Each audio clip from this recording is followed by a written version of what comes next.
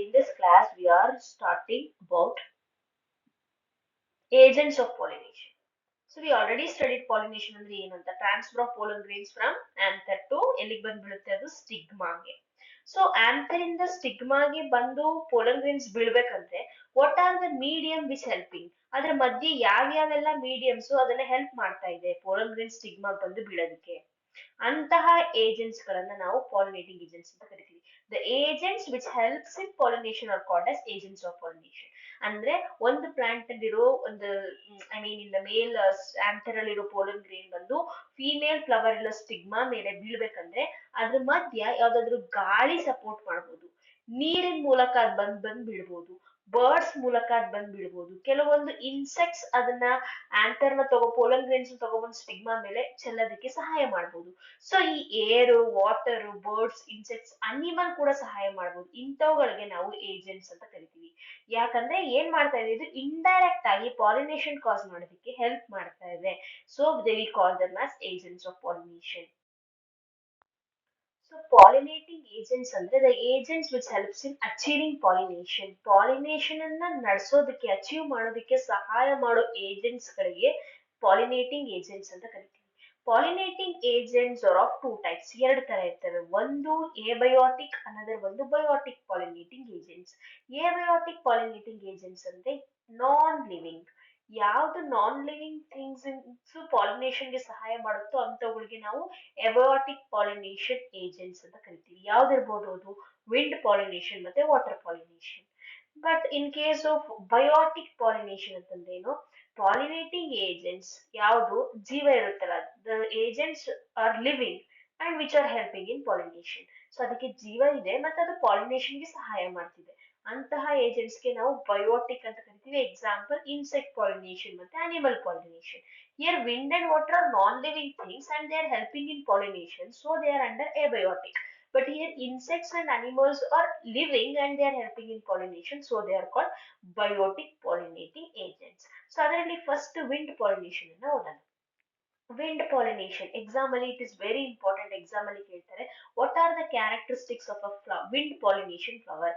ಯಾವ ಪ್ಲಾಂಟ್ಸ್ ಅಥವಾ ಯಾವ ಫ್ಲವರ್ಸ್ ವಿಂಡ್ ಪಾಲಿನೇಷನ್ ಆಗುತ್ತೋ ಅಂತವುಗಳ ಕ್ಯಾರೆಕ್ಟರ್ ಹೆಂಗಿರ್ಬೇಕು ಅಂತ.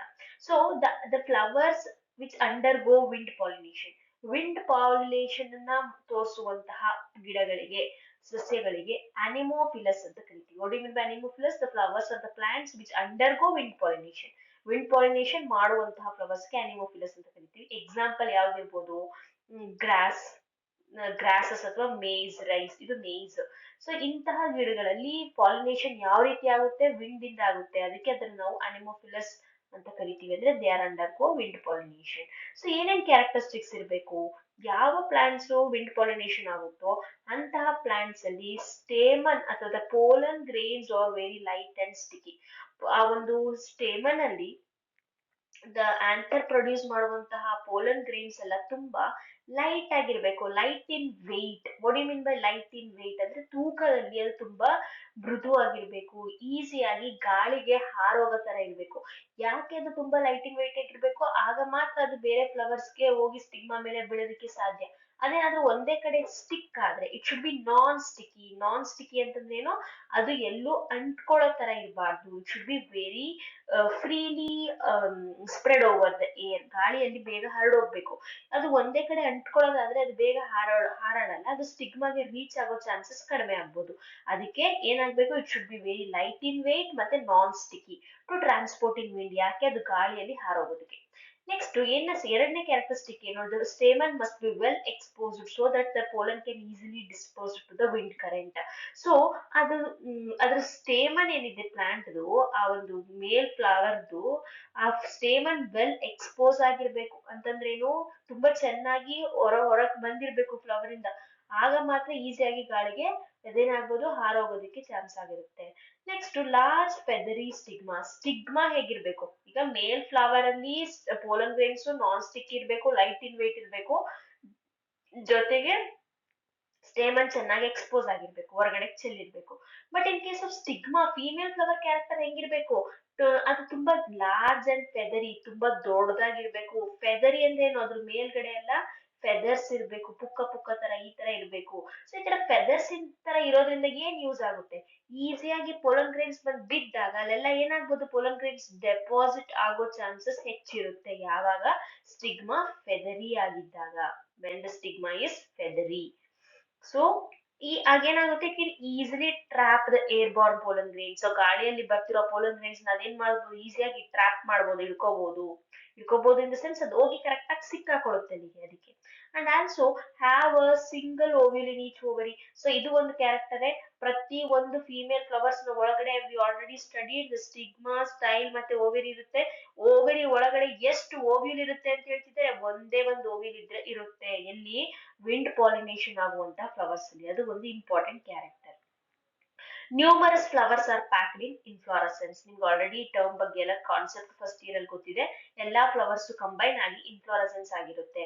ಸೊ ಎಕ್ಸಾಂಪಲ್ ಯಾವ್ದು ವಿಂಡ್ ಪಾಲಿನೇಷನ್ ಆಗೋದಕ್ಕೆ ಎಕ್ಸಾಂಪಲ್ಸ್ ಯಾವ್ದು ಅಂತಂದ್ರೆ ಕಾರ್ನ್. ಅಲ್ಲಿ ಕೊಟ್ಟಿರೋ ಪಿಕ್ಚರ್ ಅಲ್ಲಿ ಇದೆಯಲ್ಲ, ಅದು ಮೇಜ್ ಆರ್ ದ ಕಾರ್ನ್ ಇದೇನೆ. ಸೊ ಈ ಕಾರ್ನ್ ಕಾಬ್ ಅಲ್ಲಿ ಸ್ಟಿಗ್ಮಾ ಮತ್ತೆ ಸ್ಟೈಲ್ ಎರಡೂ ಕೂಡ ಇಲ್ಲಿ ಏನೇನ್ ಕ್ಯಾರೆಕ್ಟರ್ ಇದೆಯೋ ಇದೇ ತರ ಇರುತ್ತೆ. ಸೊ ಅದರಿಂದ ಈಸಿಯಾಗಿ ವಿಂಡ್ ಇಂದ ಬರ್ತಾರ ಪೋಲನ್ ಗ್ರೇನ್ ಅನ್ನೋದು ಟ್ರ್ಯಾಕ್ ಮಾಡಬಹುದು. ಎಕ್ಸಾಂಪಲ್, ಬೇರೆ ಎಕ್ಸಾಂಪಲ್ಸ್ ಯಾವ್ಯಾವ್ದಪ್ಪ ಅಂತಂದ್ರೆ ಮೇಜ್ ಮತ್ತೆ ರೈಸ್, ಗ್ರಾಸ್, ಪ್ಯಾಡಿ, ಭತ್ತ. Next wind pollination, sorry water pollination. So ಇದು ಇಂಪಾರ್ಟೆಂಟ್ ಎಕ್ಸಾಮ್ಗೆ. ವಿಂಡ್ ಪಾಲಿನೇಷನ್ ಆಗುವಂತ ಫ್ಲವರ್ಸ್ ಕ್ಯಾರೆಕ್ಟರಿಸ್ಟಿಕ್ಸ್ ಏನು ಅಂದಾಗ NCERT ಅಲ್ಲಿ ನೋಡಿ. This are the points which you have to mention, maybe for 3 marks. Next water pollination. Water pollination ಆಗುವಂತಹ flowers ಗೆ ನಾವು ಹೈಡ್ರೋಫಿಲಸ್ ಅಂತ ಕರಿತೀವಿ. ಅಂದ್ರೆ ಏನು, the plants which undergo pollination with the help of water. ಅಂತಹ ಫ್ಲವರ್ಸ್ ಗೆ ಹೈಡ್ರೋಫಿಲಸ್ flowers ಅಂತ ಕರಿತೀವಿ. ಸೊ ಇದು ತುಂಬಾ ರೇರ್. ವಿಂಡ್ ಪಾಲಿನೇಷನ್ ಗಿಂತ ತುಂಬಾ ಕಡಿಮೆ ಆಗೋದೇ. ರೇರ್ ಅಂದ್ರೆ ತುಂಬಾ ಅಪರೂಪದ್ದು. ಸೊ ಮೇ ಬಿ ಒಂದ್ 30 ಜಿನಸ್ ಪ್ಲಾಂಟ್ಸ್, ಎಸ್ಪೆಷಲಿ ಮೋನೋಕಾಟಿಲಿಡನ್ಸ್ ಗಳು ಮಾತ್ರ ವಾಟರ್ ಪಾಲಿನೇಷನ್ ಅನ್ನ ತೋರಿಸ್ತವೆ. ಸೊ ವಾಟರ್ ಪಾಲಿನೇಷನ್ ಆಗ್ಬೇಕಂದ್ರೆ ಏನೇನ್ ಕ್ಯಾರೆಕ್ಟರ್ಸ್ ಇರಬೇಕು, these are all very important. ಯಾವ್ದಾದ್ರು ಒಂದನ್ನ ಕೇಳ್ತಾರೆ ಎಕ್ಸಾಮ್ಗೆ. ಸೊ ವಿಂಡ್ ಅಥವಾ ವಾಟರ್ ಅಥವಾ ಇನ್ಸೆಕ್ಟ್ ಪಾಲಿನೇಷನ್ ಅಲ್ಲಿ ಯಾವ್ದಾದ್ರು ಒಂದು ಎಕ್ಸಾಮ್ ಕೇಳ್ತಾರೆ. So pollen grains water pollination ಆಗ್ಬೇಕಾದ್ರೆ ಅದ್ರಲ್ಲಿ ಹೆಂಗಿರ್ಬೇಕು, ಲಾಂಗ್ ಅಂಡ್ ರಿಬ್ಬನ್ ಲೈಕ್ ಅಂತಂದ್ರೆ ಈಗ ನೋಡ್ತಾ ಇದ್ದೀರಾ, ಲಿಲ್ಲಿ, ಲೋಟಸ್ ಮತ್ತೆ ವಾಟರ್ ಹಯಾಸಿಂತ್ ಇದೆಲ್ಲ. So will come to that later. ಇದ್ರ ಬಗ್ಗೆ ಆಮೇಲೆ ಹೇಳೋಣ. ಬಟ್ ಎಕ್ಸಾಂಪಲ್ ಏನಂದ್ರೆ, ಯಾವ ಪ್ಲಾಂಟ್ ವಾಟರ್ ಅಲ್ಲಿ ಪಾಲಿನೇಷನ್ ಆಗುತ್ತೋ ಅಂತಹ ಪ್ಲಾಂಟ್ಸ್ ಅಲ್ಲಿ pollen grain long and ribbon like. ಅಲ್ಲಿರೋ ಪೋಲನ್ ಗ್ರೇನ್ಸ್ ರಿಬ್ಬನ್ ಶೇಪ್ ಅಲ್ಲಿ ಇರ್ಬೇಕು.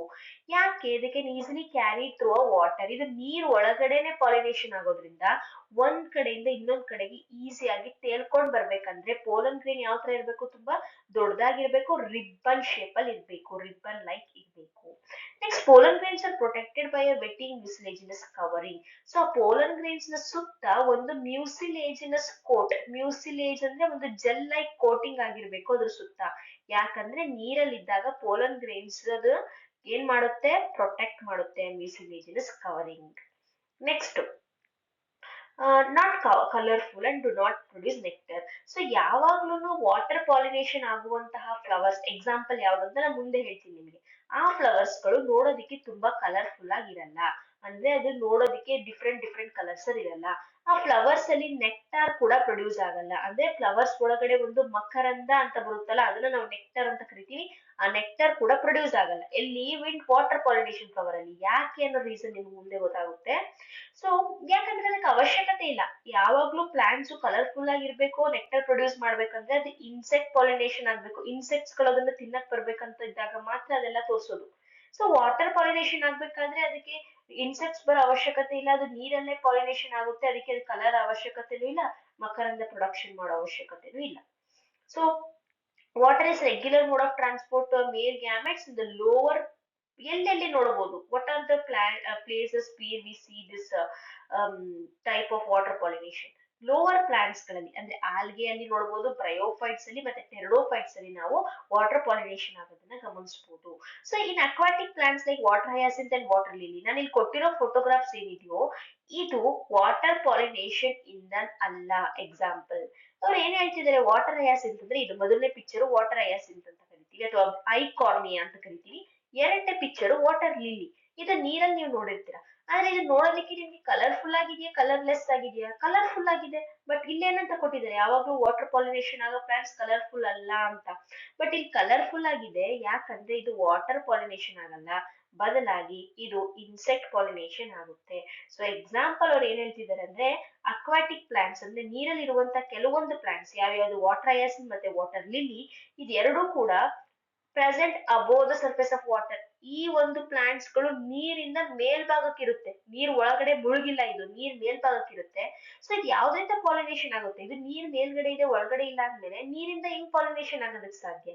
ಸೊ ಇದನ್ನ ಪಾಲಿನೇಟ್ ಮಾಡೋದು ಇನ್ಸೆಕ್ಟ್ಸ್, ವಿಂಡು ಅಲ್ಲ, ವಾಟರ್ ಅಲ್ಲ. So that is the one of the exception case ಇದು. ಸೊ ವಾಟರ್ ಪಾಲಿನೇಷನ್ ಆಗ್ಬೇಕಂದ್ರೆ ಕಾಮನ್ ಆಗಿ ಯಾವ ತರ ಇರಬೇಕು, ಪೋಲನ್ ಗ್ರೇನ್ಸ್ ಮ್ಯೂಸಿಲೇಜಿನಸ್ ಕವರ್ ಇಂದ ಪ್ರೊಟೆಕ್ಟ್ ಆಗಿರುತ್ತೆ, ರಿಬ್ಬನ್ ಶೇಪ್ ಅಲ್ಲಿ ಇರುತ್ತೆ, ಯಾಕಂದ್ರೆ ಅದು ಈಸಿಯಾಗಿ ವಾಟರ್ ಕರೆಂಟ್ ಅಲ್ಲಿ ಪಾಸ್ ಆಗ್ಬೇಕು, ಮತ್ತೆ ಫ್ಲವರ್ಸ್ ಕಲರ್ಫುಲ್ ಆಗಿರಲ್ಲ, ನೆಕ್ಟರ್ ಪ್ರೊಡ್ಯೂಸ್ ಮಾಡಲ್ಲ. ಎಲ್ಲಿ ಎಕ್ಸಾಂಪಲ್ಸ್ ಅಂದ್ರೆ lower plants like algae, bryophytes ಮತ್ತೆ ಟೆರ್ಡೋಫೈಟ್ಸ್ ಅಲ್ಲಿ ನೋಡ್ತೀವಿ. ಕೆಲವೊಂದು ಎಕ್ಸೆಪ್ಷನ್ ಕೇಸ್ ಯಾವ್ದಪ್ಪ ಅಂತಂದ್ರೆ, ಈ ವಾಟರ್ ಲಿಲಿ ಮತ್ತೆ ವಾಟರ್ ಹಯಾಸಿಂತ್ ನೋಡೋದಕ್ಕೆ ತುಂಬಾ ಕಲರ್ಫುಲ್ ಆಗಿರುತ್ತೆ. ಇದು ವಾಟರ್ ಇಂದ ಪಾಲಿನೇಷನ್ ಆಗಲ್ಲ, ವಿಂಡ್ ಇಂದನೂ ಪಾಲಿನೇಷನ್ ಆಗಲ್ಲ, ಬದಲಾಗಿ ಅವು ಇನ್ಸೆಕ್ಟ್ ಇಂದ ಪಾಲಿನೇಷನ್ ಆಗ್ತವೆ. ಯಾಕಂದ್ರೆ they are emerge from the. So water hyacinth ಮತ್ತೆ ವಾಟರ್ ಲಿಲಿ ಯಾಕೆ ವಾಟರ್ ಪಾಲಿನೇಷನ್ ಆಗಲ್ಲ? Because they are emerged from the surface of the water. ನೀರಿನ ಮೇಲ್ಭಾಗಕ್ಕೆ ಹೂ ಇರುತ್ತೆ, ಅದರಿಂದ ಅದು ಇನ್ಸೆಕ್ಟ್ ಇಂದ ಪಾಲಿನೇಷನ್ ಆಗುತ್ತೆ, ವಾಟರ್ ಮತ್ತೆ ನೀರಿಂದ ಆಗಲ್ಲ. ಅದೇ ಎಕ್ಸೆಪ್ಷನ್ ಕೇಸ್. ಸೊ ವಾಟರ್ ಇಂದ ಪಾಲಿನೇಷನ್ ಆಗೋದು ಯಾವ್ಯಾವ್ದು ಅಂತಂದ್ರೆ, ನೀವು ಯಾವ್ದು ಹೇಳ್ಬೇಕು, some lower plants like algae, bryophytes ಮತ್ತೆ ಟೆರಡೋಫೈಟ್ಸ್. ಅದ್ರ ಜೊತೆಗೆ ಇನ್ನ ಎರಡು ಎಕ್ಸಾಂಪಲ್ ಇದೆ. One is Zostera, another one is Vallisneria. So Vallisneria ಮತ್ತೆ ಜಾಸ್ಟೆರಾ ಎರಡೂ ಕೂಡ, ನಾವು ಜಾಸ್ಟೆರಾನ ಸೀ ಗ್ರಾಸ್ ಅಂತಾನೂ ಕೂಡ ಕರಿತೀವಿ. ಈ ಎರಡೂ ಕೂಡ ನೀರಲ್ಲಿ ಪಾಲಿನೇಷನ್ ಅನ್ನ ಕಾಸ್ ಮಾಡುತ್ತೆ. Let see how it is in Vallisneria. So this is Vallisneria. ಎರಡನೇ picture Vallisneria. A female flower reaches the surface of water by a long stalk and male flowers pollen grain released on the surface of water. So male flowers ತಮ್ಮ pollen grains ನ ನೀರಿನ ಮೇಲ್ಗಡೆ ಬಿಡುತ್ತೆ, surface of the water ಮೇಲ್ಗಡೆಗೆ ಬಿಡುತ್ತೆ. So that ಈ ಒಂದು female flowers ಏನಿದೆಯೋ ಅದಕ್ಕೆ ಲಾಂಗ್ ಸ್ಟಾಕ್ ಇರುತ್ತೆ. ಸ್ಟಾಕ್ ಅಂದ್ರೆ ಏನು, ಇದು ಲಾಂಗ್ ಲೆಂತಿ ಸ್ಟ್ರಕ್ಚರ್ ಇದೆ, ಸ್ಟಾಕ್. ಈ ಸ್ಟಾಕ್ ಮೇಲ್ಗಡೆ ಹೋಗಿ ರೀಚ್ ಆಗೋದ್ರಿಂದ ಮೇಲ್ ಫ್ಲವರ್ಸ್ ಈ ಕಡೆಯಿಂದ ಪೋಲನ್ ಗ್ರೇನ್ಸ್ ರಿಲೀಸ್ ಮಾಡೋದು ಈಸಿ ಆಗಿ it can come and placed on the surface of the stigma. See here, the female flowers reach the surface of the water. So pollen grains ಎಲ್ಲಿಗೆ release ಆಗುತ್ತೆ, pollen grains are released on the surface of water. ನೀರಿನ ಮೇಲ್ಗಡೆ release ಮಾಡುತ್ತಾ? So ಈಗ ನೀರ್ ಮೇಲ್ಗಡೆ release ಆಗಿ pollen ಗ್ರೇನು female flower ಹೆಂಗ್ ತಲುಪುತ್ತಪ್ಪ ಅಂದ್ರೆ, female flowers having long stock, ಅದ್ರ ಸ್ಟಾಕ್ ತುಂಬಾ ಉದ್ದವಾಗಿರುತ್ತೆ, ಅದು ಸರ್ಫೇಸ್ ಆಫ್ ದ ವಾಟರ್ ತನಕ ಬರುತ್ತೆ. ಅದು ಮುಳುಗಿರೋದು ಮಧ್ಯದಲ್ಲಿ ಇರ್ಬೋದು, ಆದ್ರೆ ಅದ್ರ ಸ್ಟಾಕ್ ಸರ್ಫೇಸ್ ತನಕ ಬರೋದ್ರಿಂದ ಪೋಲನ್ ಗ್ರೈನ್ಸ್ ಈಸಿಯಾಗಿ ನೀರಿನ ಮೂಲಕ ಹರಿದು ಬರ್ಬೇಕಾದ್ರೆ ಇಟ್ ಕ್ಯಾನ್ ರೀಚಸ್ ದ ಸ್ಟಿಗ್ಮಾವನ್ನ ಅದು ಸೇರುತ್ತೆ. ಸೊ ಯಾವ ರೀತಿ, it is come with passively by water current and reach the stigma finally. So got it ನಾ. ಸೊ ಮೇಲ್ ಫ್ಲವರ್ಸ್ ಏನ್ ಮಾಡುತ್ತೆ, ತಮ್ಮ ಪೋಲನ್ ಗ್ರೈನ್ಸ್ ಗಳನ್ನ ನೀರಲ್ಲಿ ರಿಲೀಸ್ ಮಾಡುತ್ತೆ. ಸೊ ಈ ಪೋಲನ್ ಗ್ರೈನ್ಸ್ ನೀರಲ್ಲಿ ತೇಲ್ಕೊಂಡು ಬರುತ್ತೆ. ಈ ಪೋಲನ್ ಗ್ರೈನ್ಸ್ ಏನೇನ್ ಕ್ಯಾರೆಕ್ಟರ್ ಇರುತ್ತೆ ಯು ಶುಡ್ ನೋ ಆಲ್ರೆಡಿ. ಅದರಲ್ಲಿ ಮ್ಯೂಸಿಲೇಜಿನಸ್ ಕೋಟಿಂಗ್ ಇರುತ್ತೆ, ರಿಬ್ಬನ್ ಶೇಪ್ ಅಲ್ಲಿ ಇರುತ್ತೆ. ಸೊ ಈಸಿಯಾಗಿ ನೀರಲ್ಲಿ ಅದು ರೀಚ್ ಆಗುತ್ತೆ, ಸರ್ಫೇಸ್ ಆಫ್ ದ ವಾಟರ್ ಅಲ್ಲಿ ತೇಲುತ್ತೆ. ಸೊ ಫೀಮೇಲ್ ಫ್ಲವರ್ಸ್ ಗೆ ಒಂದು ಕ್ಯಾರೆಕ್ಟರ್ ಇದೆ, ಲಾಂಗ್ ಸ್ಟಾಕ್. ಈ ತರ ಉದ್ದವಾದ ಸ್ಟಾಕ್ ಅಥವಾ ಸ್ಟಿಗ್ಮಾ ಇರುತ್ತೆ, ಸ್ಟಾಕ್ ಇರುತ್ತೆ. ಸೊ ಅದು ಲೋವರ್ ಸರ್ಫೇಸ್ ಅಲ್ಲಿ ಇದ್ರೂ ಸರ್ಫೇಸ್ ಆಫ್ ದ ವಾಟರ್ ನ ಈಸಿಯಾಗಿ ರೀಚ್ ಮಾಡಬಹುದು. ಸೊ ಈ ಸ್ಟಾಕ್ ಮೇಲ್ಗಡೆಗೆ ಪೋಲನ್ ಗ್ರೈನ್ಸ್ ರೀಚ್ ಆದ್ಮೇಲೆ ಫೈನಲಿ ಅಲ್ಲಿ ಏನ್ ನಡೆಯುತ್ತೆ, ಪಾಲಿನೇಷನ್ ನಡೆಯುತ್ತೆ. But in case of Zostera, sea grass ಅಲ್ಲಿ ಯಾವ ತರ ಆಗುತ್ತೆ ಅಂತ ನೋಡೋಣ. So sea grass, the female flowers remain submerged in the water and pollen grains are released inside the water. ಇಲ್ಲಿ ತರ female flowers stock surface of the water ಗೆ ಬರಲ್ಲ, ಇಲ್ಲಿ ವ್ಯಾಲಿಸ್ನೇರಿಯಾ ತರ. ಜಾಸ್ಟೆರಾ ಅಥವಾ ಸೀ ಗ್ರಾಸಸ್ ಅಲ್ಲಿ ಫೀಮೇಲ್ ಫ್ಲವರ್ಸ್ ನೀರೊಳಗಡೆ ಕಂಪ್ಲೀಟ್ ಆಗಿ ಮುಳುಗಿರುತ್ತೆ. Submerge ಅಂತಂದ್ರೇನು, it is completely under water. So ಈಗ ಏನಾಗ್ಬೇಕು, ಪೋಲನ್ ಗ್ರೈನ್ಸ್ ಸರ್ಫೇಸ್ ಮೇಲೆ ಪ್ರೊಡ್ಯೂಸ್ ಮಾಡಿದ್ರೆ ಏನು ಯೂಸ್ ಇಲ್ಲ, ಯಾಕಂದ್ರೆ ಅದು ರೀಚ್ ಆಗಕ್ಕಾಗಲ್ಲ. ಸೊ ಪೋಲನ್ ಗ್ರೈನ್ಸ್ ಎಲ್ಲಿಗೆ ರಿಲೀಸ್ ಆಗುತ್ತೆ, ಇನ್ಸೈಡ್ ದ ವಾಟರ್, ನೀರ್ ಒಳಗಡೆಗೆ ರಿಲೀಸ್ ಆಗುತ್ತೆ. ಸೊ ದಟ್ ಈಗ ಪೋಲನ್ ಗ್ರೈನ್ಸ್ ಗೆ ಏನೇನ್ ಕ್ಯಾರೆಕ್ಟರ್ ಇರುತ್ತೆ, ರಿಬ್ಬನ್ ಲೈಕ್ ಇರುತ್ತೆ pollen grains, they are carried by water and ಆಮೇಲೆ ಅದು ಸ್ಟಿಗ್ಮಾಗೆ ರೀಚ್ ಆಗಿ ಅಲ್ಲಿ ಪಾಲಿನೇಷನ್ ಅಚೀವ್ ಆಗುತ್ತೆ. So what are the two examples which under go water pollination? ಕೆಲವೊಂದು ಆಲ್ಗೆ ಬ್ರಯೋಫೈಟ್ಸ್ ಜೊತೆಗೆ There are some other plants like seagrass ಮತ್ತೆ ವ್ಯಾಲಿಸ್ನೇರಿಯಾ. ವ್ಯಾಲಿಸ್ನೇರಿಯಾದಲ್ಲಿ pollen grains are released on the surface of the water, stigma having long stalk so that it can pollen grains can easily brings pollination, whereas in zostera or seagrass, flowers are submerged inside the water. Female flowers are submerged inside the water, so pollen grains are released into the water, and pollen grains having the character like it has long ribbon shape so that it can easily reach the stigma and achieve pollination.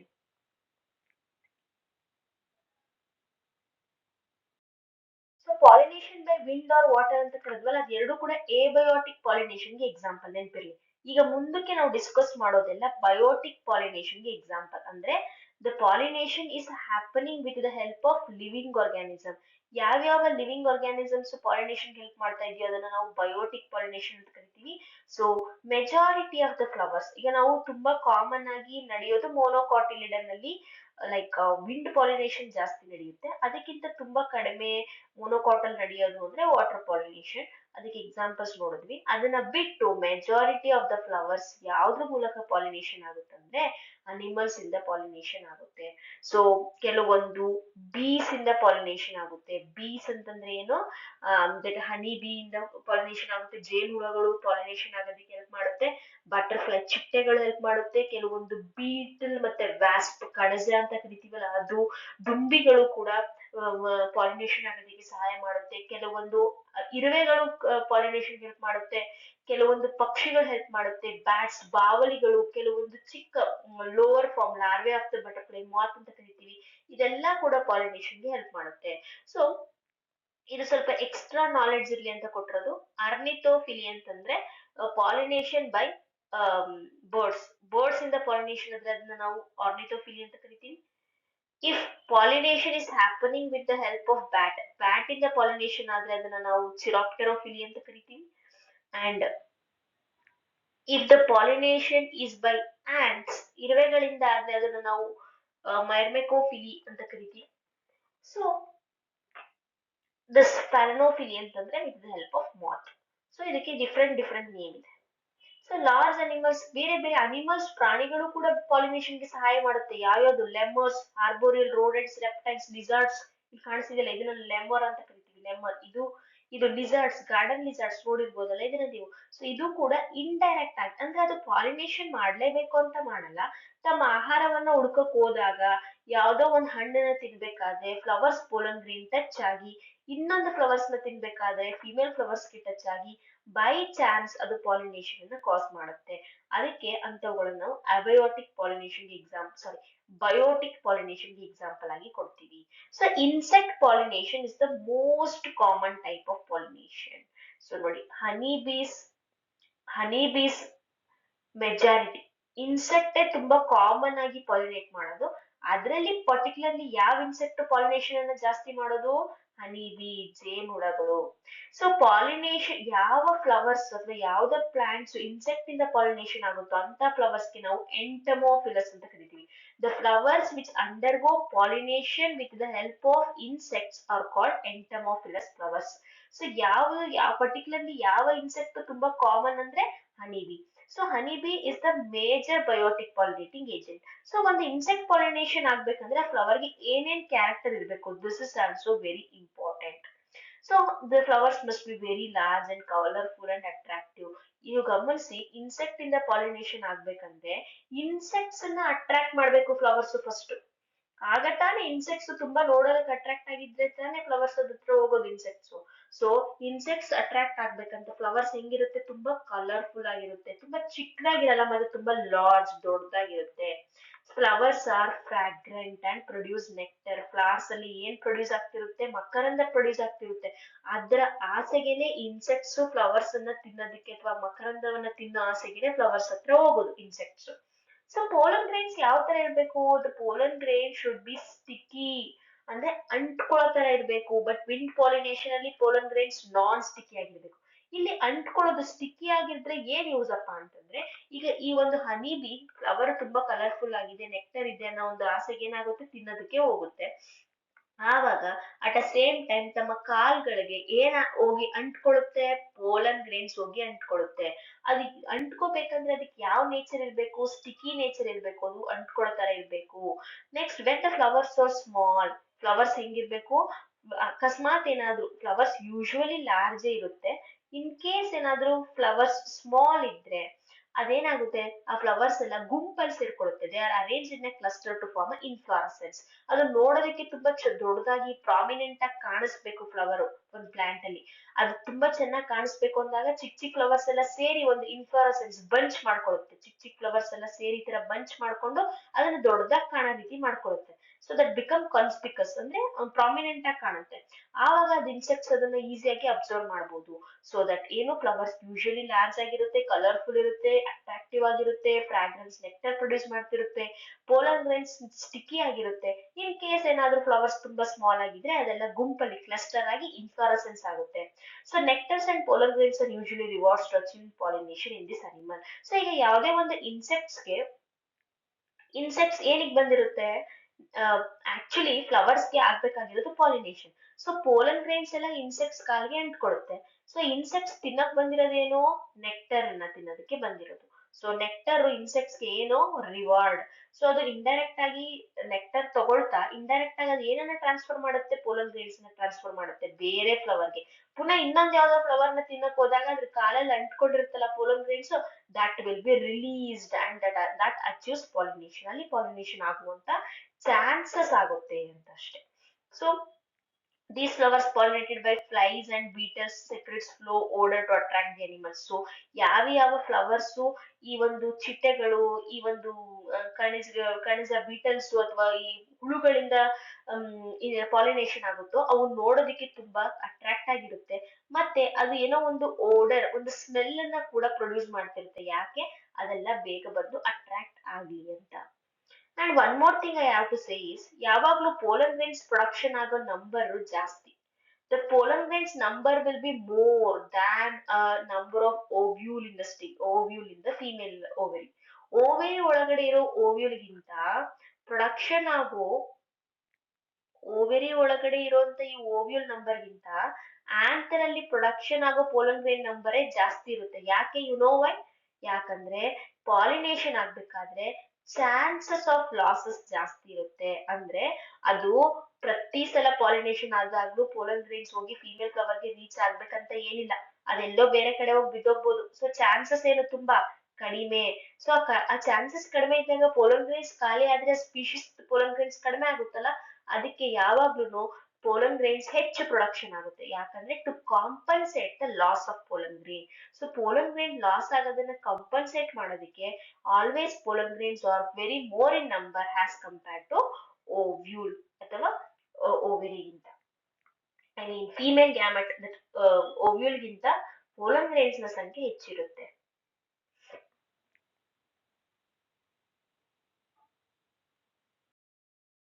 So ಈ animals ಎಲ್ಲ ಏನಕ್ಕೆ ಹೋಗ್ತವೆ ಈಗ stigma ಹತ್ರ ಅಂತ ನಿಮ್ಗೆ ಗೊತ್ತಾಯ್ತು. Anther ಅಥವಾ ಸ್ಟಿಗ್ಮಾ ಹತ್ರ ಯಾಕೆ ಹೋಗ್ತವೆ? ತಾವು ತಮಗ್ ಬೇಕಿರೋ ಒಂದು ರಿವಾರ್ಡ್ಸ್ ನ ತಗೊಳೋದಿಕ್ಕೆ. ರಿವಾರ್ಡ್ಸ್ ಯಾವ್ದಿಲ್ಲಿ? ನೆಕ್ಟರ್, ತನಗ್ ಬೇಕಿರೋ ಸ್ಮೆಲ್ ಇಂದ ಅಟ್ರಾಕ್ಟ್ ಆಗಿರ್ಬೋದು, ಮಕರಂದನ ತಗೊಳ್ಳೋ ನೆಪದಲ್ಲಿ ಹೋಗ್ತವೆ. ಆಗ ಇಂಡೈರೆಕ್ಟ್ ಆಗಿ ಅದ್ರ ಕಾಲ್ಗೆ ಏನ್ ಅಂಟ್ಕೊಳ್ಳುತ್ತೆ, ಪೋಲನ್ ಗ್ರೈನ್ಸ್ ಅಂಟ್ಕೊಳ್ಳುತ್ತೆ. ಮತ್ತಿನ್ ಯಾವ್ದೋ ಫ್ಲವರ್ ಹತ್ರ ಹೋದಾಗ ಅಲ್ಲಿ ಅದು ಅಂಟ್ಕೊಂಡಿರೋ ಪೋಲನ್ ಗ್ರೈನ್ಸ್ ರಿಲೀಸ್ ಮಾಡಿ ಅಲ್ಲಿ ಪಾಲಿನೇಷನ್ ನಡೆಸುತ್ತೆ. So the body of the animals is coating with pollen grain which are sticky in nature. Pollen grain ಯಾವಾಗ್ಲೂ ಯಾವ ತರ ಇರಬೇಕು, ಸ್ಟಿಕಿ ಆಗಿರ್ಬೇಕು. ಸೊ ಯಾವಾಗ ಅನಿಮಲ್ಸ್ ಪೋಲನ್ ಗ್ರೈನ್ಸ್ ಅಂಟ್ಕೊಂಡಿರೋ ಪೋಲನ್ ಗ್ರೈನ್ಸ್ ಬಂದು ಸ್ಟಿಗ್ಮಾ ಮೇಲೆ ಕಾಂಟ್ಯಾಕ್ಟ್ ಆಗುತ್ತೋ ಅವಾಗ ಅಲ್ಲೇನಾಗುತ್ತೆ, ಪಾಲಿನೇಷನ್ ಆಗುತ್ತೆ. ಸೊ ಬೇರೆ ಏನ್ ಇನ್ನೊಂದು ಹೆಲ್ಪ್ ಏನಾಗ್ಬೋದಪ್ಪ ಅಂತಂದ್ರೆ, other rewards of it provides a safe place to lay egg. So ಈ ಒಂದು ಫಿಮೇಲ್ ಫ್ಲವರ್ಸ್ ಈ ಒಂದು ಅನಿಮಲ್ಸ್ ಅಥವಾ ಇನ್ಸೆಕ್ಟ್ಸ್ ಗೆ ಬರೀ ಪೋಲನ್ ನೆಕ್ಟರ್ ನ ಮಾತ್ರ ರಿವಾರ್ಡ್ ಆಗಿ ಕೊಡಲ್ಲ. ಈಗ ಇನ್ಸೆಕ್ಟ್ಸ್ ಅದನ್ನ ಪೋಲನ್ ಗ್ರೈನ್ಸ್ ನ ತಗೊಳುತ್ತೆ ಸರಿ, ಆದ್ರೆ ಅದಕ್ಕೆ ಏನ್ ಸಿಗುತ್ತೆ ಅಂತ ಹೇಳಿದ್ರೆ ನಾನು ನೆಕ್ಟರ್ ಸಿಗುತ್ತೆ. ಅದ್ರ ಜೊತೆಗೆ ಕೆಲವೊಂದು ಇನ್ಸೆಕ್ಟ್ಸ್ ಗಳಿಗೆ ಅದು ಮೊಟ್ಟೆ ಇಡೋದಕ್ಕೆ ಜಾಗನೂ ಕೊಡುತ್ತೆ. So so some female flowers also provide safe place to lay eggs. ತಮ್ಮ ಮೊಟ್ಟೆ ಇಡೋದಕ್ಕೆ ಒಂದು ಜಾಗವನ್ನು ಕೂಡ ಅದು ಪ್ರೊವೈಡ್ ಮಾಡುತ್ತೆ. ಇಲ್ಲ ಎಕ್ಸಾಂಪಲ್ ನೋಡಿ. So in this example, the tallest flower in the inflorescence of is Amarphophallus, about 6 feet in height. ಇಲ್ಲಿ ನೋಡಿ ಇದು ಲಾಸ್ಟ್ ಒನ್, ಇದು ಅಮಾರ್ಫೋಫಾಲಸ್ ಅಂತ ಕರಿತೀವಿ ಈ ಫ್ಲವರ್ ಟಾಲೆಸ್ಟ್ ಇನ್ ಫ್ಲಾರಸೆನ್ಸ್ ಇದು. ಅಲ್ಲಿ ನೋಡಿ ಆ ಮನುಷ್ಯ ಎಲ್ಲಿದ್ದಾನೆ ಅಂದ್ರೆ ಎಷ್ಟು ಉದ್ದ ಇರ್ಬೋದು ಅಂತ ನೆನಪಿಸ್ಕೊಳ್ಳಿ. So that is the one of the tallest. ಎಷ್ಟಿದೆ ಅಂದ್ರೆ 6 feet in height ಇದೆಯಂತೆ. A smallest a similar relationship between a moth and the plant yucca. ಇದೊಂದು ಯುಕ್ಕ ಅನ್ನೋದೊಂದು ಪ್ಲಾಂಟ್. ದಿಸ್ ಯುಕ್ಕ ಪ್ಲಾಂಟ್ ಮತ್ತೆ ಈ ಒಂದು ಮಾತ್ ಇಲ್ಲಿ ಕಾಣಿಸ್ತಿದೆ, ಇದು ಇನ್ಸೆಕ್ಟ್ ಇದೆ ಹೆಸರು, ಇದು ಒಂದು ಮಾತ್ ಅಂದ್ರೆ the lower stage of the larval stage of the butterfly. So ಈ ಮಾತ್ ಮತ್ತೆ ಯುಕ್ಕ ಪ್ಲಾಂಟ್ ಎರಡಕ್ಕೂ ಒಂದು ರಿಲೇಶನ್ಶಿಪ್ ಇದೆ. ಏನಪ್ಪಾ ಅಂತಂದ್ರೆ ಒಂದನ್ನ ಹೊರತುಪಡಿಸಿ ಇನ್ನೊಂದು ತನ್ನ ಲೈಫ್ ಸೈಕಲ್ ಅನ್ನ ಕಂಪ್ಲೀಟ್ ಮಾಡೋದಕ್ಕೆ ಆಗಲ್ಲ.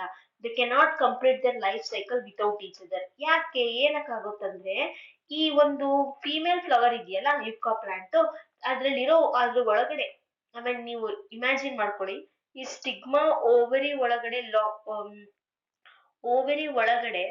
There are many ovarian cavity ಇರುತ್ತೆ, ಅದನ್ನ ಲಾಕ್ಯೂಲ್ ಅಂತ ಕರಿತೀವಿ, ಅಲ್ಲಿ ಓವ್ಯೂಲ್ಸ್ ಅಟ್ಯಾಚ್ ಆಗಿರುತ್ತೆ ಅಂತ ಹೇಳಿದೆ.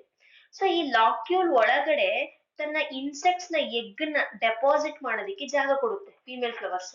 So the moth deposits its egg in the locule of the ovary. ಅದ್ರ ಜೊತೆಗೆ ಫ್ಲವರ್ ಇಂಡೈರೆಕ್ಟ್ ಆಗಿ ಫ್ಲವರ್ ಏನ್ ಲಾಭ ಆಯ್ತು ಅದಕ್ಕೆ ಜಾಗ ಕೊಟ್ಟಿದ್ದಕ್ಕೆ? ಇಂಡೈರೆಕ್ಟ್ ಆಗಿ the flowers get pollinated by the ಮಾತ್. ಆ ಮಾತ್ ಕಾಲಿಗೆ ಅದ್ರ ಪೋಲನ್ ಗ್ರೇನ್ ಸಿಕ್ಕಿತ್ತು, ಅದು ಡೈರೆಕ್ಟ್ ಓವ್ಯೂಲ್ ಒಳಗಡೆ ಹೋಗ್ತಾ ಇರೋದ್ರಿಂದ ಅದ್ರ ಕಾಲಲ್ಲಿ ಅಂಟಿರೋ ಪೋಲನ್ ಗ್ರೇನ್ಸ್ ಡೈರೆಕ್ಟ್ ಆಗಿ ಎಲ್ಲಿಗೆ ಹೋಗಿ ತಲುಪುತ್ತೆ? ಟು ದ ಓವೆರಿ ಒಳಗಡೆ ಡೈರೆಕ್ಟ್ ಆಗೋದು ಹೋಗಿ ತಲುಪುತ್ತೆ. So see here, so ovary ಒಳಗಡೆ ಇರೋ ಲಾಕ್ಯೂಲ್ಸ್ ಒಳಗಡೆ ಏನಿರುತ್ತೆ ಅಂತ ಹೇಳಿದ್ರೆ ಓವ್ಯೂಲ್ಸ್ ಇರುತ್ತೆ ಅಂತ ಹೇಳಿದ್ರೆ. ಸೊ ಯಾವಾಗ ಈ ಇನ್ಸೆಕ್ಟ್ ಈ ಓವ್ಯೂಲ್ ಒಳಗಡೆಗೆ ತನ್ನ ಎಗ್ ನ ಡೆಪಾಸಿಟ್ ಮಾಡಕ್ ಹೋಗುತ್ತೋ ಆಗ ತನ್ನ ಕಾಲಲ್ಲಿ ಅಂಟಿರೋ ಪೋಲನ್ ಗ್ರೇನ್ಸ್ ಕೂಡ ಅದಲ್ಲಿ ರಿಲೀಸ್ ಮಾಡ್ಬೋದಲ್ವಾ? ಸೊ ಪೋಲನ್ ಗ್ರೇನ್ ಈಗ ಡೈರೆಕ್ಟ್ ಪೋಲನ್ ಗ್ರೇನ್ಸ್ ಎಲ್ಲಿಗೆ ಬಂತು? ಸ್ಟಿಗ್ಮಾ ಒಳಗಡೆ ಬಂತು, ಓವೆರಿ ಒಳಗಡೆ ಬಂತು. ಸೊ ಅಲ್ಲಿ ಏನ್ ನಡೆಯುತ್ತೆ? ಪಾಲಿನೇಷನ್ ನಡೆಯೋದಕ್ಕೆ ಒಂದು ರೀಸನ್ ಈಸಿ ಆಯ್ತು, ಒಂದು ಪ್ರೋಸೆಸ್. ಅದು ಆಗುತ್ತಾ ಆಗಲ್ಲೋ ಅದು ಸೆಕೆಂಡರಿ, ಬಟ್ ಅದಕ್ಕೊಂದು ಸಹಾಯ ಆಯ್ತು ಅಂತ ಅಷ್ಟೇ. ಸೊ ಅದಕ್ಕೆ ಒಂದ್ರೊಂದು ಲೈಫ್ ಸೈಕಲ್ ಕಂಪ್ಲೀಟ್ ಮಾಡೋದಕ್ಕೆ ಸಹಾಯ ಆಯ್ತು. Moth this moth can deposits the egg in the locule of the ovary of ಯಾವ ಪ್ಲಾಂಟ್? Yucca plant. ಜೊತೆಗೆ ಯುಕಾ ಪ್ಲಾಂಟ್ ಏನ್ ಹೆಲ್ಪ್ ಆಯ್ತು? So it can undergo pollination by moth ಇಂದ ಅದು ಪಾಲಿನೇಟ್ ಆಗ್ಬೋದು. So the larvae of the moth come out of the egg as seed starts developing. So ಅಲ್ಲಿ pollination ನಡೆದ ಮೇಲೆ, pollination ಮುಕ್ತಾಯ ಆದ್ಮೇಲೆ ಫ್ಲವರ್ಸ್ ಅಲ್ಲಿ ಕೊನೆ ಪ್ರಾಡಕ್ಟ್ ಏನ್ ಪ್ರೊಡಕ್ಷನ್ ಆಗುತ್ತೆ? ಫ್ಲವರ್ಸ್ ಅಲ್ಲಿ it produces the final end product called seed. Seed production ಆದಾಗ ಯುಕ್ಕಾ ಪ್ಲಾಂಟ್ ಆ ಫ್ಲವರ್ ಇಂದ ಆಚೆ ಬರುತ್ತೆ. So the larvae of the ಅಂದ್ರೆ ಹಾಕಿರುವಂತ ಎಗ್ ಮೊಟ್ಟೆಗಳು ಏನಿರುತ್ತೋ ಅದು ಒಡೆದು ಮಾತ್ ಆದ್ಮೇಲೆ ಅದು ಸೀಡ್ ಆಗುತ್ತೆ, ಇದು ಮಾತ್ ಆಗುತ್ತೆ. ಸೊ ಮಾತ್ ಎಲ್ಲ ರಿಲೀಸ್ ಆಗುತ್ತೆ ಆಚೆ ಕಡೆಗೆ. So that is what it is. So the larvae of the moth come out. ಅದು ಇಟ್ಟಿರೋ ಎಗ್ ಎಲ್ಲ ಯಾವ ರೂಪದಲ್ಲಿ ಆಚೆ ಬರುತ್ತೆ? ಲಾರ್ವೆ ಆಗಿ ಆಚೆ ಬರುತ್ತೆ.